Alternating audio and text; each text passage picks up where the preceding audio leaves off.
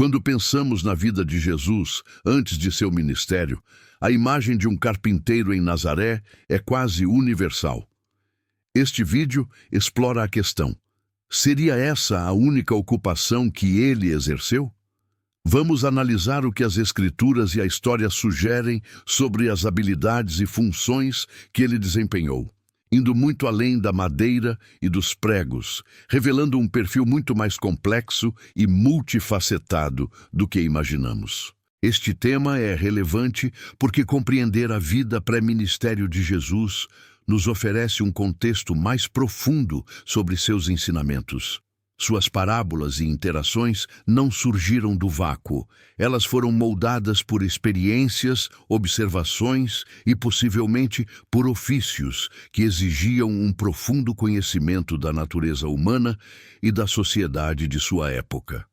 Investigar isso enriquece nossa percepção de sua mensagem e de sua missão na Terra. Neste vídeo, vamos examinar 5 funções ou papéis que Jesus pode ter desempenhado, baseados em interpretações textuais e no contexto histórico-cultural da Galileia do primeiro século. Não prometemos revelações secretas, mas uma análise sóbria de evidências e inferências. O objetivo é expandir nossa compreensão, não reescrever a história com especulações infundadas, abordando o tema das profissões de Jesus de forma séria. Como pesquisador de textos antigos e da história bíblica, dedico-me a cruzar informações para apresentar uma visão clara e fundamentada.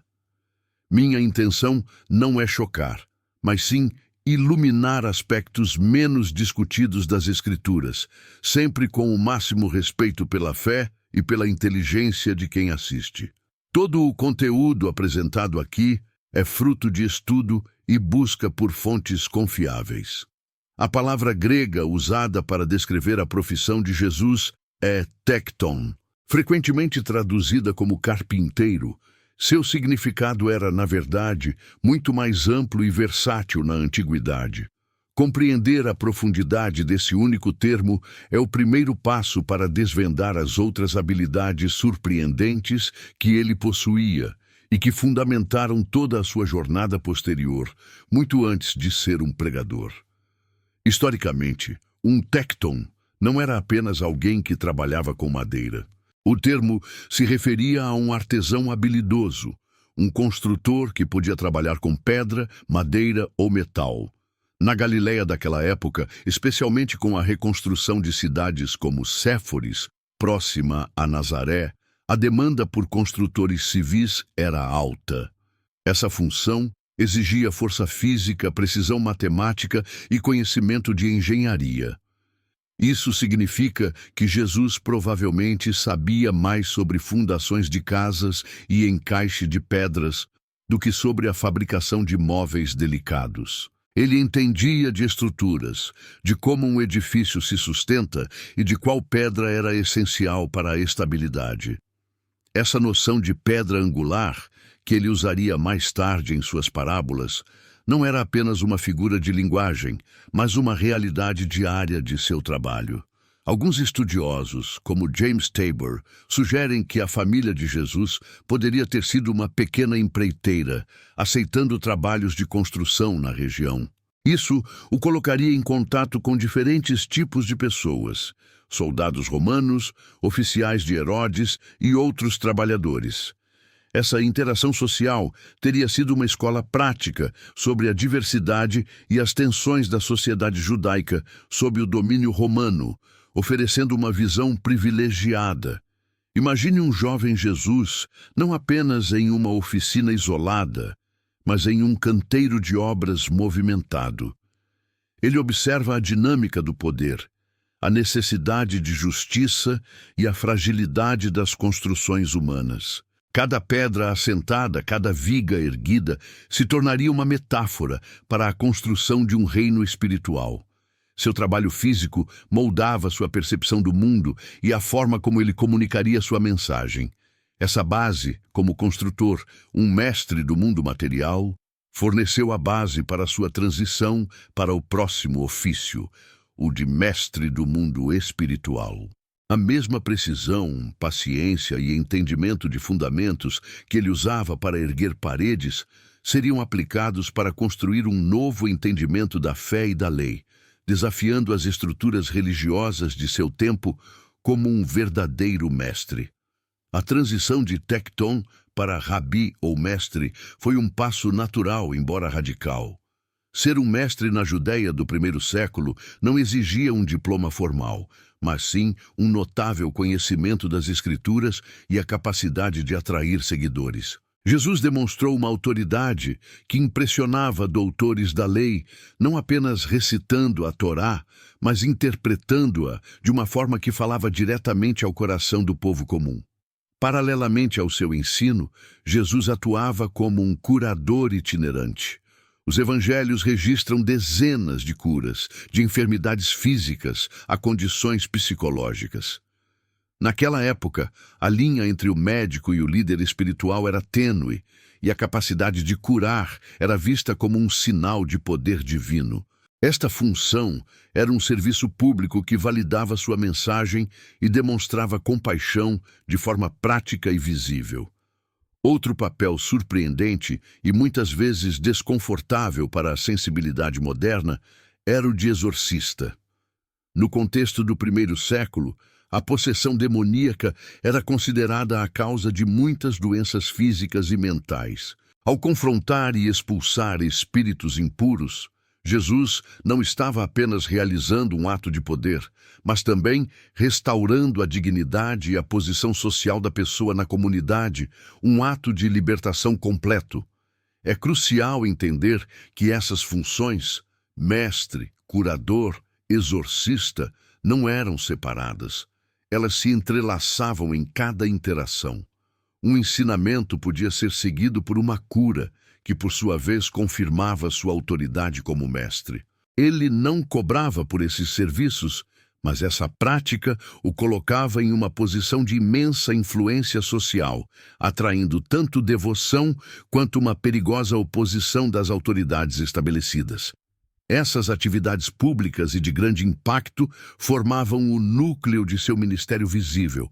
No entanto, por trás delas, havia uma estratégia mais sutil e fundamental, um ofício metafórico que ele anunciou desde o início. Ele precisava recrutar uma equipe, e para isso ele adotou a linguagem de uma profissão muito específica, a dos homens que ele encontrou nas margens do Mar da Galileia. Ao chamar seus primeiros discípulos, Jesus usou uma expressão enigmática: "Vinde após mim, e eu vos farei pescadores de homens." Esta não é apenas uma bela metáfora, é a declaração de um novo ofício, uma missão. Ele não escolheu escribas ou sacerdotes, mas pescadores. Homens acostumados com a paciência, com a leitura dos sinais do tempo e com o trabalho em equipe sob condições adversas e imprevisíveis. Ser um pescador de homens exigia um conjunto de habilidades análogo à pesca real. Era preciso saber onde lançar a rede, ou seja, onde e como pregar a mensagem para obter resultados. Exigia discernimento para entender os diferentes tipos de peixes, ou seja, as diferentes reações das pessoas à sua mensagem. Era um trabalho de estratégia, persistência e profunda compreensão da natureza humana, e não de força bruta. Esta função revela o lado estrategista de Jesus. Ele não estava apenas vagando e pregando ao acaso. A escolha dos discípulos, os locais onde pregava e o tempo de suas ações demonstram um planejamento cuidadoso. Ele estava construindo um movimento a partir do zero, e como um bom pescador, ele sabia que o sucesso dependia da equipe que ele formava e da estratégia que eles usariam para lançar a rede. As limitações desta profissão são óbvias. Não gerava renda e era totalmente dependente da receptividade das pessoas. No entanto, seu poder simbólico era imenso. Transformava uma tarefa comum e árdua em uma missão divina, dando um novo propósito à vida de trabalhadores simples. Jesus não estava apenas lhes dando um novo trabalho, mas uma nova identidade e um papel central na história da salvação. Compreender Jesus como um construtor, um mestre e um estrategista nos dá um panorama de suas capacidades. Juntas, essas funções mostram um líder completo, que sabia como edificar, como ensinar e como organizar. Essa visão integrada nos permite agora aplicar esses conceitos para aprofundar nosso próprio entendimento e ver como esse legado multifacetado pode ser explorado em nossos estudos hoje. Para aplicar esse conhecimento, comece a reler os evangelhos com um novo olhar. Quando Jesus falar sobre construir sobre a rocha, lembre-se do tecton. Ao observar suas discussões com os fariseus, veja o rabi em ação. Quando ele acalma uma tempestade ou cura um doente, perceba a autoridade do curador. Tente identificar as diferentes profissões em cada passagem, pois isso trará uma nova profundidade ao texto. Como recursos adicionais, você pode buscar por comentários bíblicos que foquem no contexto histórico e cultural do Novo Testamento, como os de N.T. Wright ou Craig S. Keener. Ferramentas como uma concordância bíblica podem ajudar a rastrear palavras-chave como tecton ou ensinar, revelando a frequência e o contexto em que Jesus exercia essas funções. O conhecimento enriquece a fé de maneira extraordinária. Seja realista sobre os resultados. Esta abordagem não vai revelar segredos perdidos, mas sim oferecer uma perspectiva mais rica e humana da figura de Jesus. Os resultados não são imediatos, mas um apreço crescente pela complexidade e genialidade de seus métodos. O objetivo é transformar a leitura bíblica de um ato passivo para uma investigação ativa e fascinante, descobrindo camadas de significado a cada leitura. Se essa análise sobre as 5 profissões que Jesus teve antes de ser pregador te fez pensar de uma forma diferente, compartilhe nos comentários qual dessas funções mais te surpreendeu. Existe alguma outra habilidade ou papel que você acredita que Jesus desempenhou? Sua participação enriquece a nossa comunidade de estudo e nos ajuda a explorar juntos esses mistérios fascinantes da Bíblia. Em conclusão, a figura de Jesus transcende qualquer rótulo profissional único. Ele foi o artesão que entendia de fundamentos, o mestre que redefinia a lei, o curador que restaurava vidas e o estrategista que fundou um movimento global. Reconhecer essa multiplicidade de papéis não diminui sua divindade. Pelo contrário, a torna ainda mais palpável e relevante para os desafios de nossas próprias vidas multifacetadas.